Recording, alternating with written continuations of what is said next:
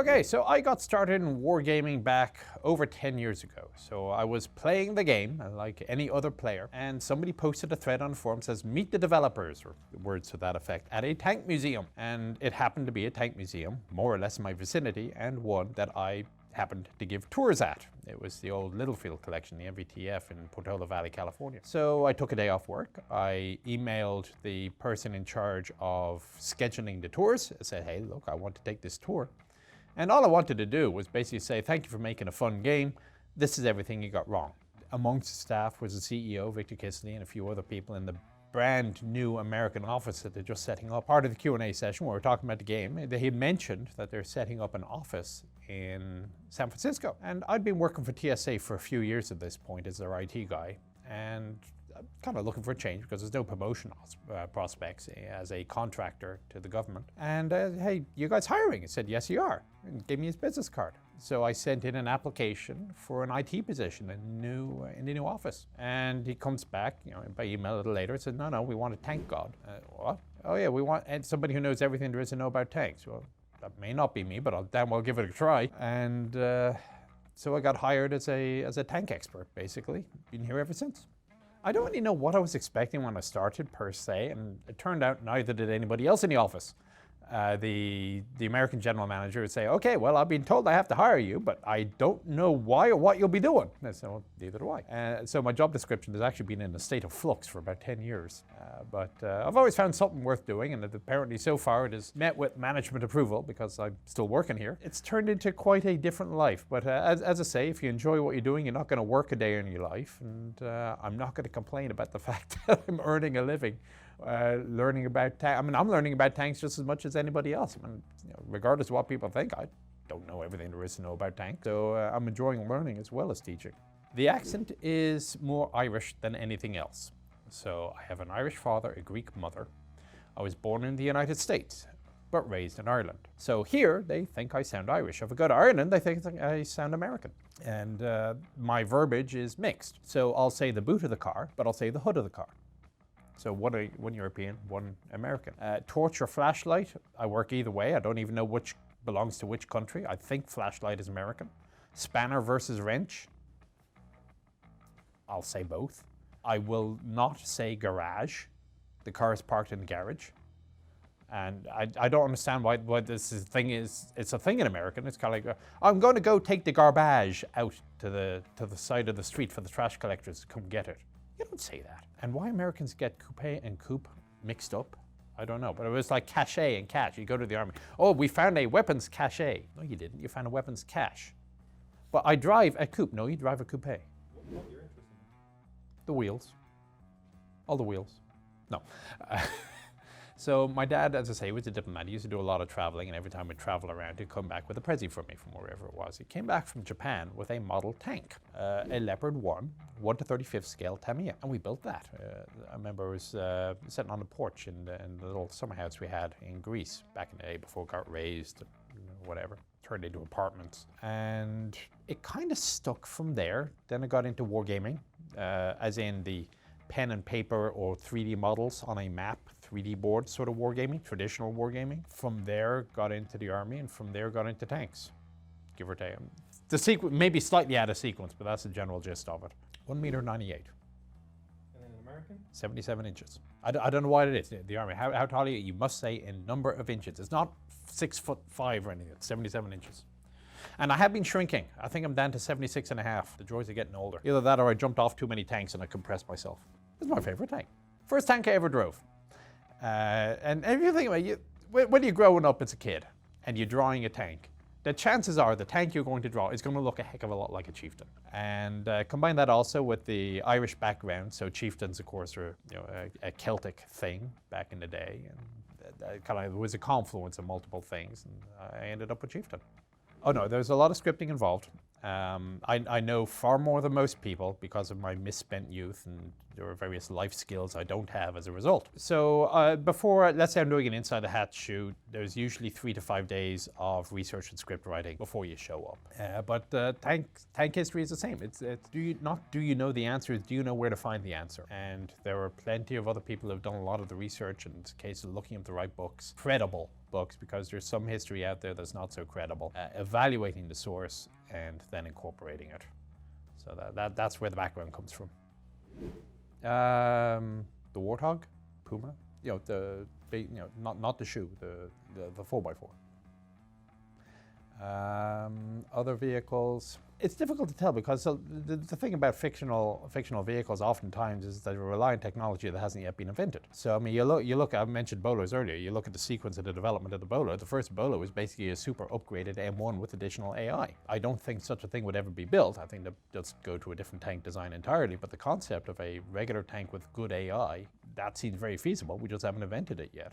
In terms of other fictional tanks that Red October with a Caterpillar drive. I mean, your imagination is the limit, really. Air conditioning. Air conditioning, running water. Now, in fairness, some tanks actually do have them. Or the thermal management system in the later M1 is actually for the computers inside. And there's a long story. I firmly believe the Army decided to save money by not getting air conditioning on the UH-72 Lagotas. Because I remember reading the test reports of the things in Fort Irwin, and they're saying, yes, air conditioning is going to be installed at the Army's expense, which implies to me that the Eurocopter had said, no, you need air conditioning in this, and the Army just said, no, the crew can just drink more water. Or there was the M1028, the Striker MGS. Apparently people were driving. The driver had an IV bag hung inside the vehicle and then would have an IV going into his arm as he was driving to avoid dehydration. You go back to like Centurion had a tank with running water in the tank, and the Aussies have have a fridge on the back of their tank now.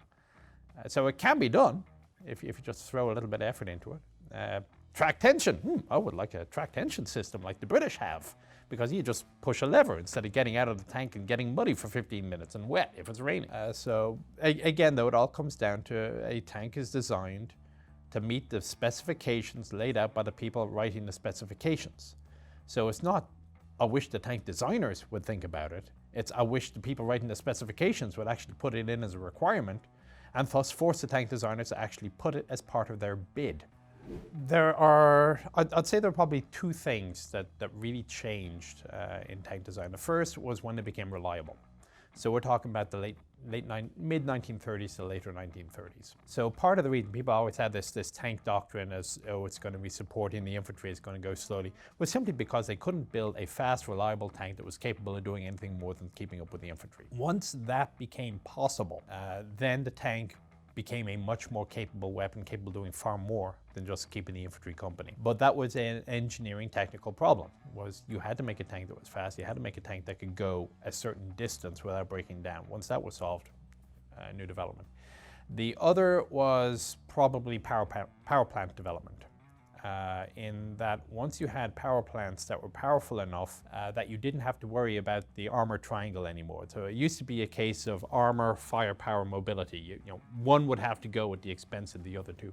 These days you don't. Now we have 70-something ton tanks, which are the practical limit really for bridges and a lot of other things. And the engines are powerful enough, you can have that weight and still do a 0 to 30 time of 15 seconds or whatever it is. So that has been the other major difference. Anything else like beyond that, fire control systems, battlefield communications, those haven't really changed the character of the tank, they just made them a lot more lethal. It used to be the T-32, it was a good general purpose tank. Nowadays I like the M103. It's fast enough to get you into trouble, and it's also fast enough to get you out of trouble, which a lot of other tanks are. I use it as a medium. My view on heavy tanks, and I realize this is a little bit heretical, my view of heavy tanks is to not go where heavy tanks always go, because the heavy tanks always go there, and all you're doing is butting heads.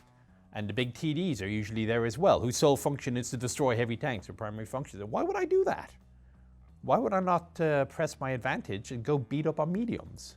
And with an M103, you're fast enough to give your own mediums a little bit of support. And it reacts quickly enough to get, if you do overextend, you have a chance of getting away from it. So I really do like it. Now, I realize people will say that on a par basis, the Conqueror is better than the M103. I like the extra degree of gun depression that you get in the M103, more than the other advantages the Conqueror has. So I very much enjoy that tank. M53, why not? There are a couple of TDs I wouldn't mind seeing, like the T-53 tank destroyer.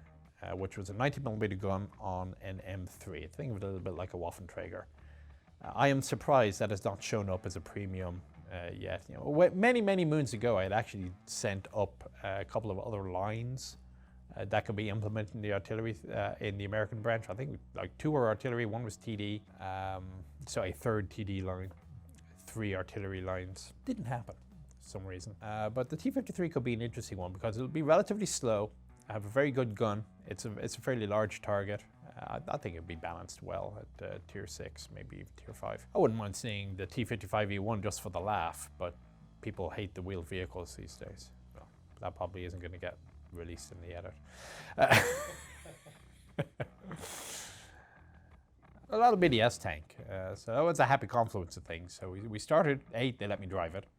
B, it had a turbine engine, so I was able to go back to my old days. I'm a lieutenant colonel. I drive a desk.